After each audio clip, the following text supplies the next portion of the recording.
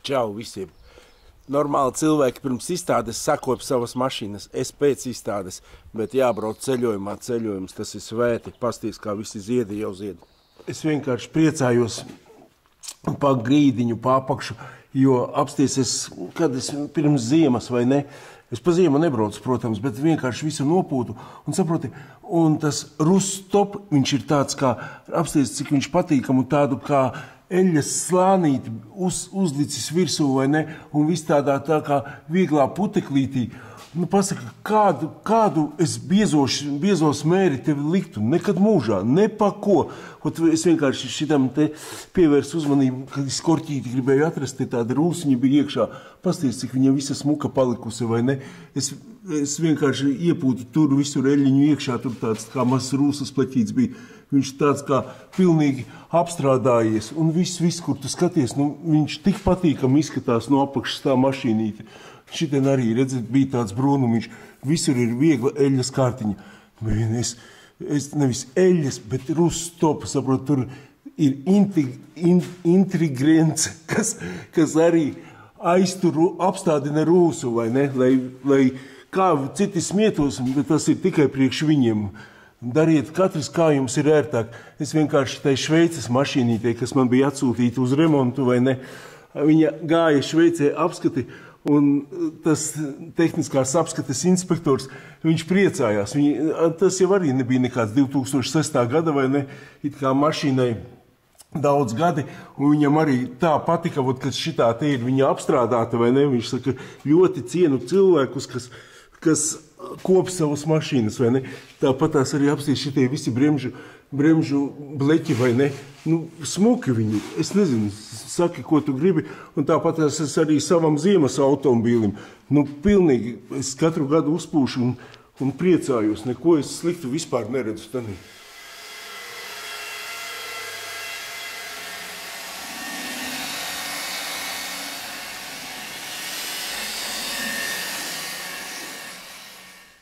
Zini, šitā ir štelīte, patiešām es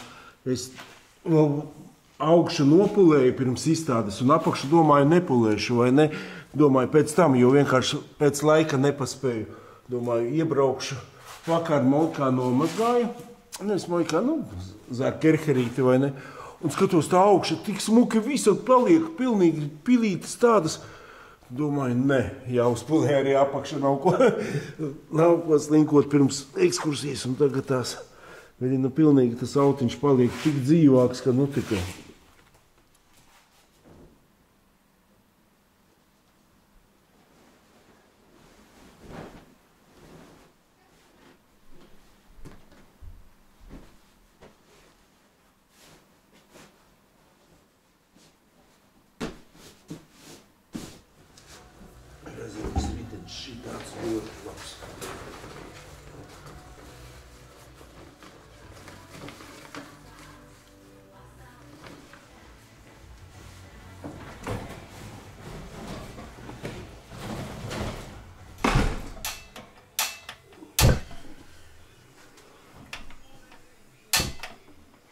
Ilgi nav laists, tad var spridzināšana iet tā visā. Tā, panna, kastrolis tāds, pilnīgi pietiek. Tas soliņus izvairīt, vēl kaut ko. Balonus, principā, es rēķinu parasti viens balons 2 dienām, vai ne, paņemšu vairāk zapasu līdzi.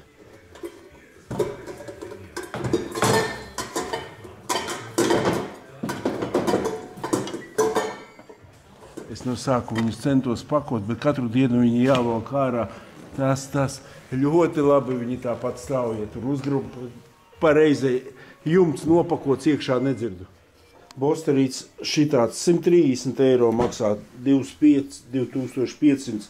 Pilnīgi pietiek atliektiem galiem. Viņam ir plus salīdzinot ar veco.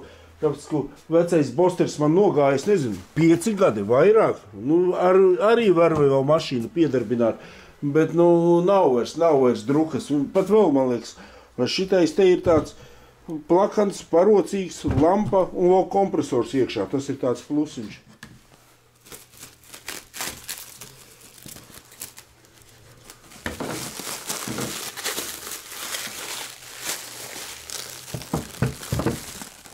atradīšu smukākās mašīnītes divos pasākumos pasniegšu no Chrysler Voyager kluba YouTubes kanāliņa. Tikai kur lai viņus iebāž leduskapī. Tur kaut kur aizmugurītē jāmēģina. Vai ir piemērotākais laiks braukt ceļojumā? Nekad viņš nav piemērotākais. Man ir jāizdara tas. Par to būs cita filma pavisam, ka es atbraukšu. Man ir mašīna, domāju, pa svētkiem uzpūlēšu vienu mašīnu, ielikšu reklāmā. Neko es neizdarīju, man tur vēl tas un tas. Uz sejas izmeties ir tripaks un visādi tam līdzīgi, bet tāpatās gatavojos un atrunas nevar būt. Rezerves riepa, kā reiz noklājās motoriņš centrālai atslēgai. Bagāžnieku vienkārši lai atvērtu. Var, protams, ar atslēgu, bet, savedīšu kārtībā, lai viss ir jauns. Jāsakrāmē visas jumta kastes, visi kastroļi, viss, kas ir vajadzīgs. Kad sakrāmēšu bišķiņ, tad jau tālāk, ko es tur pa vienam kastrolim jums nerādīšu, ko un kā krāmēju. Tehniski it kā visa mašīnīte ir kārtībā, viss ir savests. Jānokasa vēl kaut kāda vecākas uzlīmes, jāuzliek svaigākas. Šitā tāda aptieciņa, gāzes balons, es nezinu, kādus 7 paņemšu līdz noteikti 8. Te es esmu ielicis kaut kādas tādas pretaubagļošanās tabletes, mezum, citramons, viss tam līdzīgs vai ne, tad kas man vēl ir. Protams, aptieciņa un 3 stūris šeit stāv iekšā ļoti ērts, maz vietas aizņem šitāds te sapakošu apstīšos kādu tabletīti vēl vajag. Tad riņķis, kurtku vēl mašīnā iemetīšu, reku šito lādējās, šito ar līdzi obligāti paņemšu. Augšā pa lielam viss ir salikts. Cik grūti ir tā, ka tu sen neesi braucis, cik sen vajadzēja uz kaut kādu Igauniju aizbraukt, patās, viena rūka. Dakšas, naži, čaļņiki, ielēju čaļņikā vēl etiķi. Tas jāpaņem. Lielam viss ir tāpatās. Rīt no rīta braukšu ārā. Atkaļķošana notiekās. Zini, ir tāda sajūta pie sevī, nafik, tas viss ir, zini, tā vajadzīgs. Bet zini, tik forši, ka tu aizbrauc projām. Vienīgais tas, ko tagad vakarā, zini, vēl kaut kādi ārā 7, pa nakti vispār sola 2 grādus rītdien. Pofīgi ir, sega ir viss, vai ne, nenosauši neko kādā gadījumā. Ziemas segu ieliku vatē to līdzi citreiz plādējā, bet, neko arī tur nesola, baigi silto, vai ne. Nē, pofīgi, katru reizi tā ir, zinīt, sevišķi uz vasaru, vakarā arī, no rīta parasti ir forši. Vienreiz man viens cilvēks, viņš lika, kā tu? Viņš saka, es arī braucu, man ir to valoda. Es saku, draugs, kāda valoda? Saproti, es skatos, man viens tāds piemērs, viens Baltkrievs ar moci braukā Andrejs, es viņu parādīšu drusciņu. Viņš saka, aizbraucu vienreiz ar sievu, kura zina valodu un dēlu.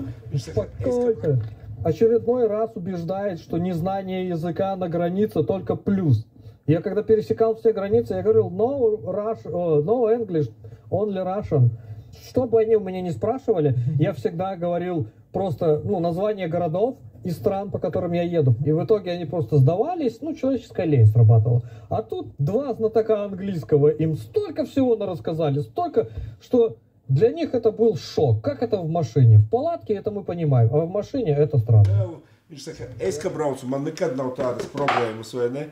Tie kā valodas barjera, tāpatās tādā Vācijā, saprot, neviens ar tevīm angliski nerunās. Es tieši vienā akvaparkā saskāros, saproti, tur cilvēks viņai angliski mēģināja kaut ko ieskaitīt. Da pie kājas viņai pilnīgi, saproti, vācu valodu, jā, viņa uzklausa, saproti, un Ito, tur man bija tāda problēma, un viņam bija tāda problēma. Man tā liekas, es pat ātrāk tiku galā nekā viņš ar savu angļu zināšanām. Tā kā tas ir pilnīgi muļķīgi. Telefonā Google Translate ieliec visu, ko tev vajag, un tas arī ir viss mūsu dienās, ko tev vajag.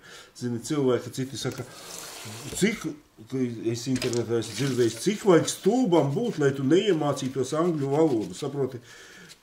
Man te, saproti, ja viņa būtu vajadzīga, man kaut kāds darbs, jā, ok, mācīties. Tu domā, es neesmu mācījies, es esmu mācījies daudz reizes. Un tu tikko kā tu saproti, bišķiņ kaut kādas zināšanas ilgāk, tu daboni ilgāk nepalieto, tev jau viņa atkal ir pazudusi, un es tev teikšu, jo tu paliec vecāks, jo grūtāk ir iemācīties. Jaunībā viss iet galvā iekšā. Un tāpatās es varu viņam, zini, cits atbrauc, viņš nemāk kapotu attaisīt motoram. Zini, es arī varētu teikt, cik stūbam jābūt, lai nevārcētu eļļu motorā pārbaudīt, vai ne? Viņam ir savādāk, savs biznes, savs tas, viņam nafik tas eļļa nav. Edgars ar citreiz saka, nu ko tad tu nevar eļļu pastīties? Nevajag viņam, katram cilvēkam ir savs, saprot? Labi, ka ir tās universālais cilvēks, kurš ir valoda, zina visu. Tas viss ir štruntiņš. Čainīgs ir tīrs, svežoks apsties, nav nekas pilnīgi iekšā, neviena kaļķīša. Vēl jāiet krāniem uzkrūvēt virsū trīsstūrīšu un vispār būs labi.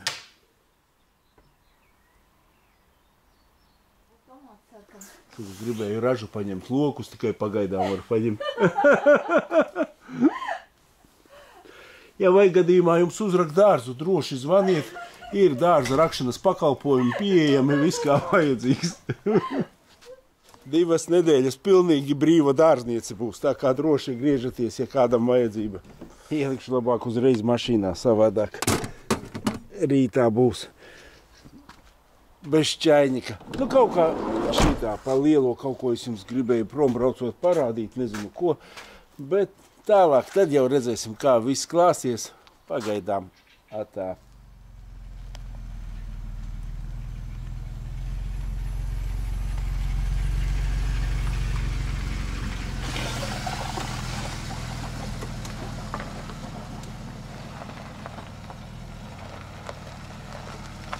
Atdod kameru, lūdzu. Kas man jādara? Ko smejies?